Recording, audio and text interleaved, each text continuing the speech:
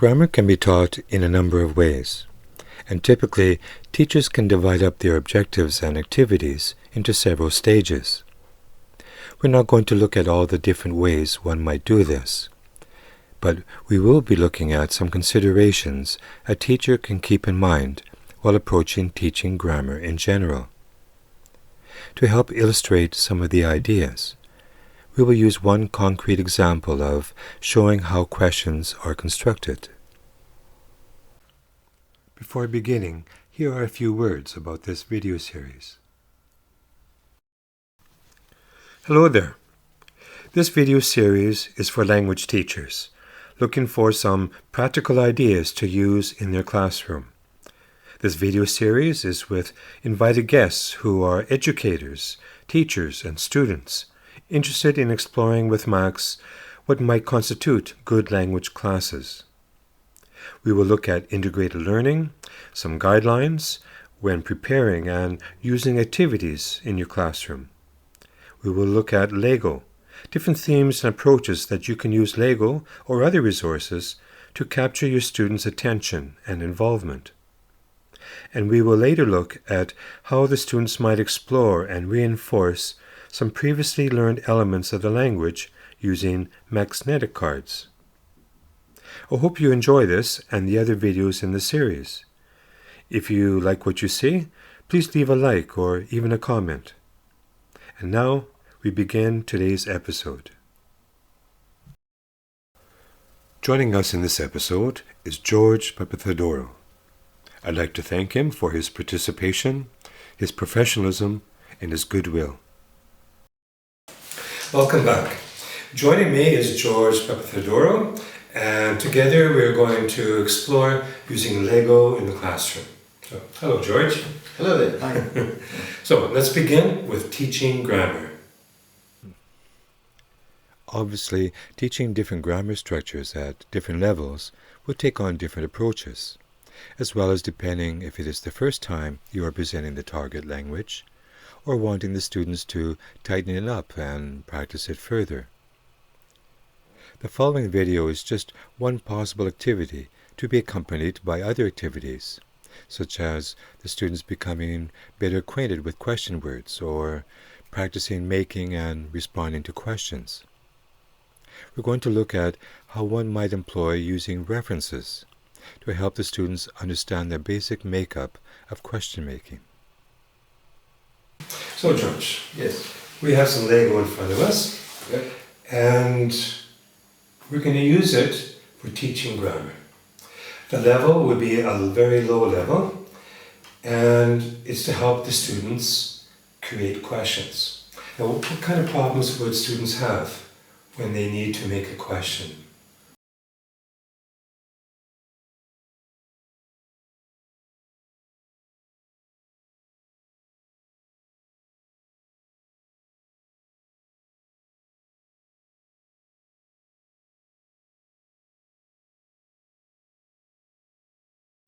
Would be difficult for them.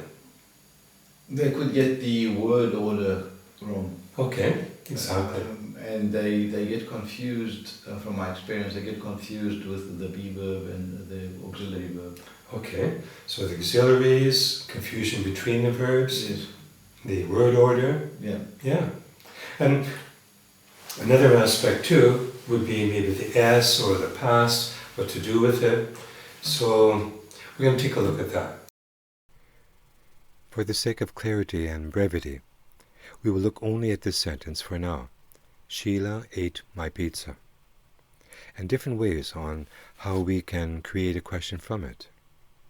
As always, we want to think about how one might want to present and deal with these considerations, or perhaps limiting them to just a few in one class.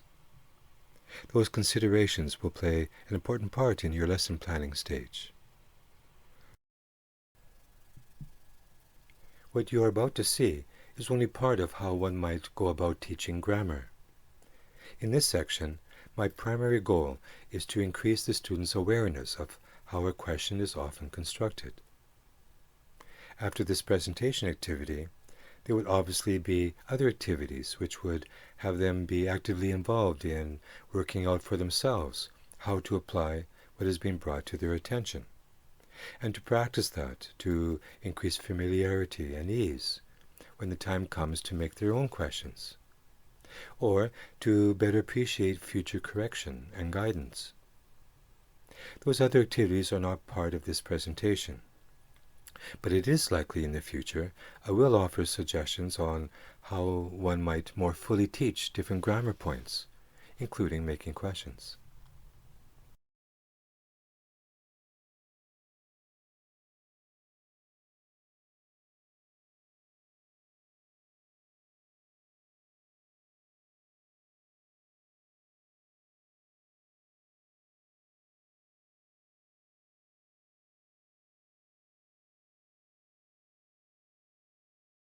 Now, Lego is nice because we have different sizes, different colors, and we can associate them with different categories. Okay? So, here before us we have a sentence. Sheila ate my pizza. Right. All right.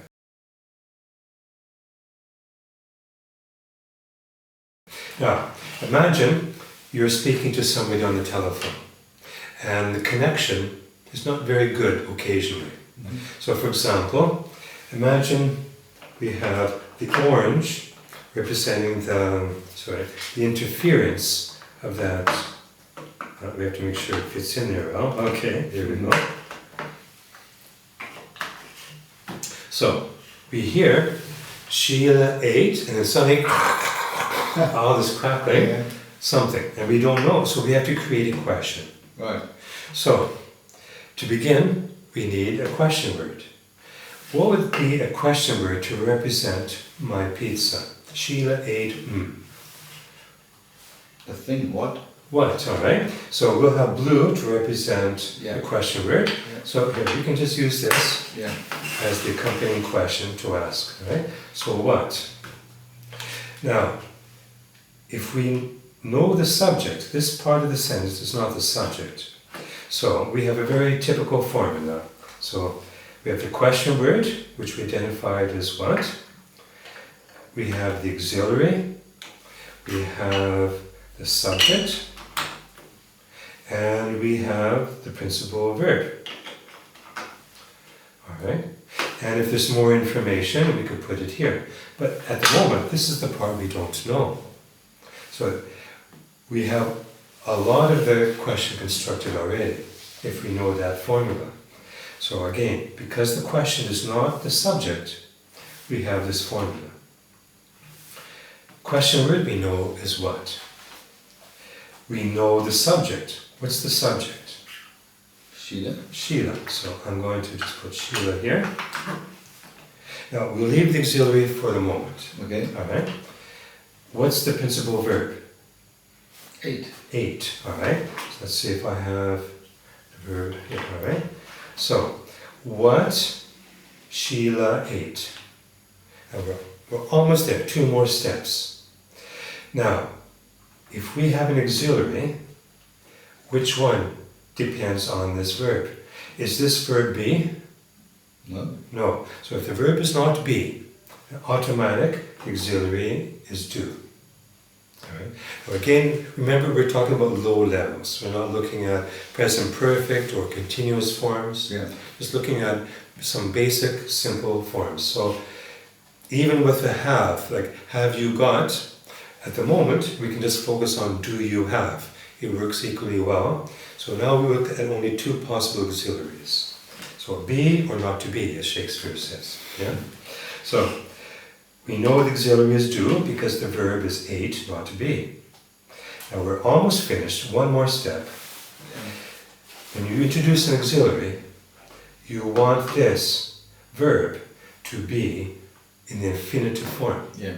And ate is obviously not the infinitive form. So we have to take the past, and now the ate changes to eat. Now that's a verb. Here's an eat. Now what do we do with this past? We put it onto that auxiliary. So now the do changes to did. And what's the question? What did Sheila eat? Exactly. And that's the part we didn't know. So Yeah. Sheila ate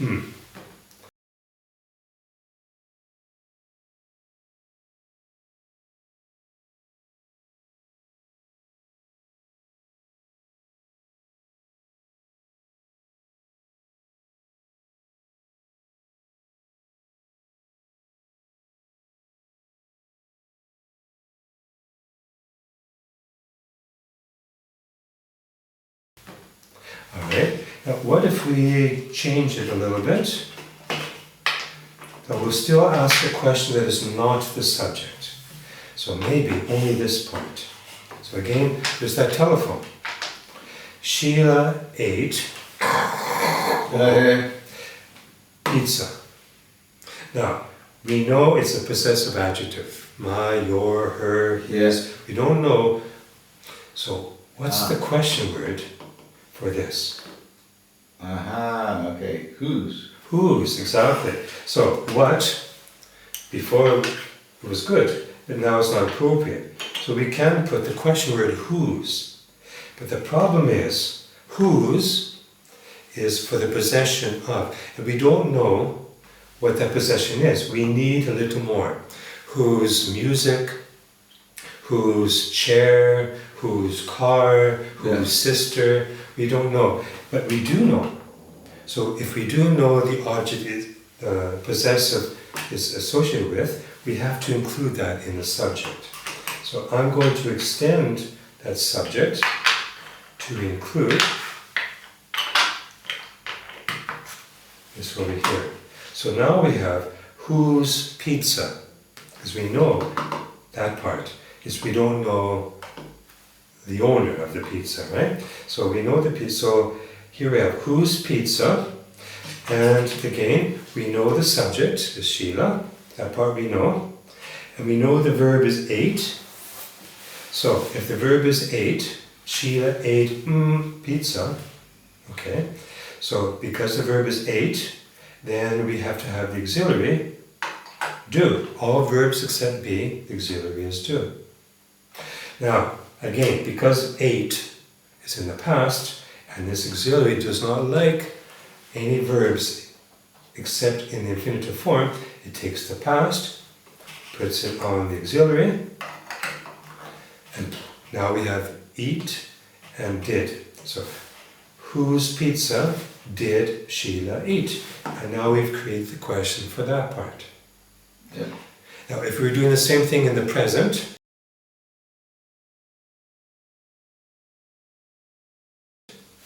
so imagine Sheila eats my pizza. So, whose pizza will be the same question word. And Sheila is the same subject. The verb is a little different, but only in the verb tense. But the verb is the same. So, instead of ate, now we have eats.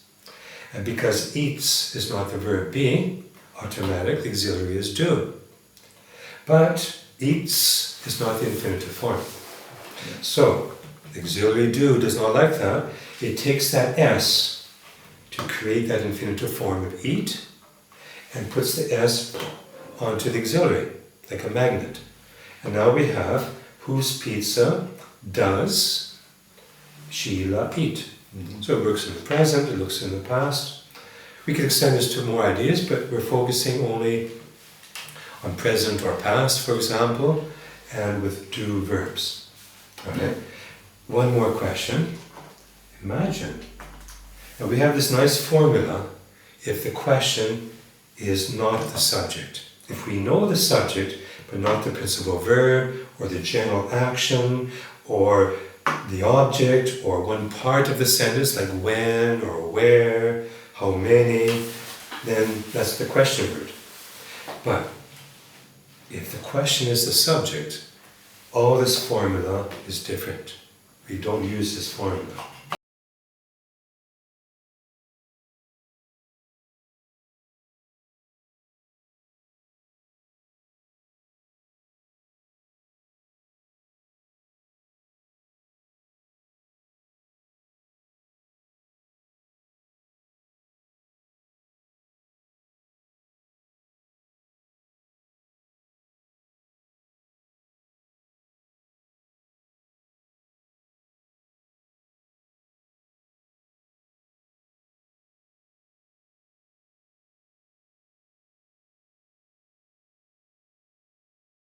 So, so again, that telephone ate my pizza. You know it's a person, but we don't know anything more. So what's the question word here? Who? Who. So, who, always start with the question word. Now the rest we know. If the question is the subject, we don't introduce auxiliaries and things like this. Basically, we just put in who ate. Now my or your, it depends on who's asking the question, and then the object. So everything is identical if the question is a subject, except you substitute the question word for the unknown subject.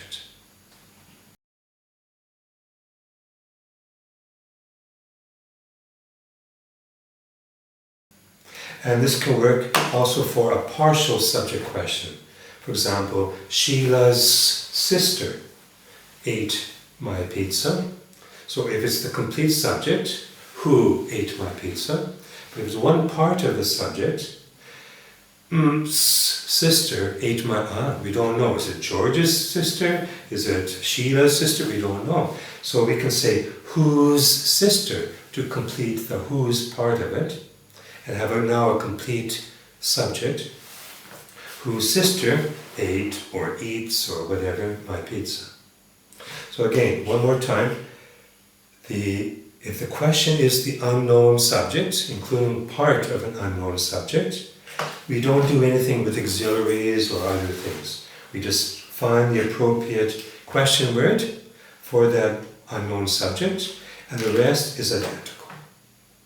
If the question is not the subject, if it's here or here or here or everything, then we use that formula. Question word, auxiliary, subject, verb, and the rest if there's more remaining too. So we can continue with this idea with more prompt sentences, and you as a teacher or even the students, they can move this or add even more if they like. But it's better if the students do something like this. Let's sit here. In the real world, we would not create a question like this. Maybe create two questions if there are two unknowns. So it's a good idea that the teacher has some control over what questions to create, so the students can become familiar with that.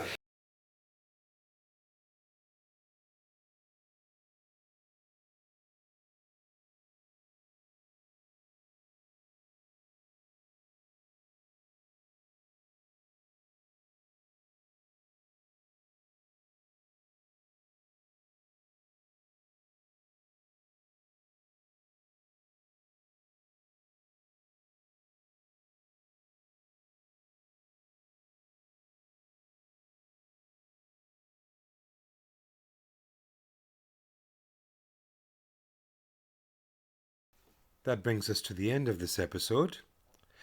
I'd like to thank the following people who have helped to make this series possible.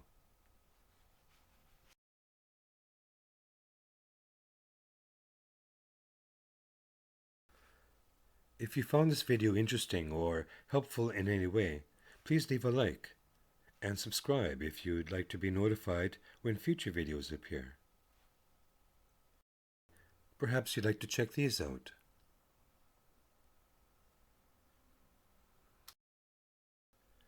Until the next time, all the best to you.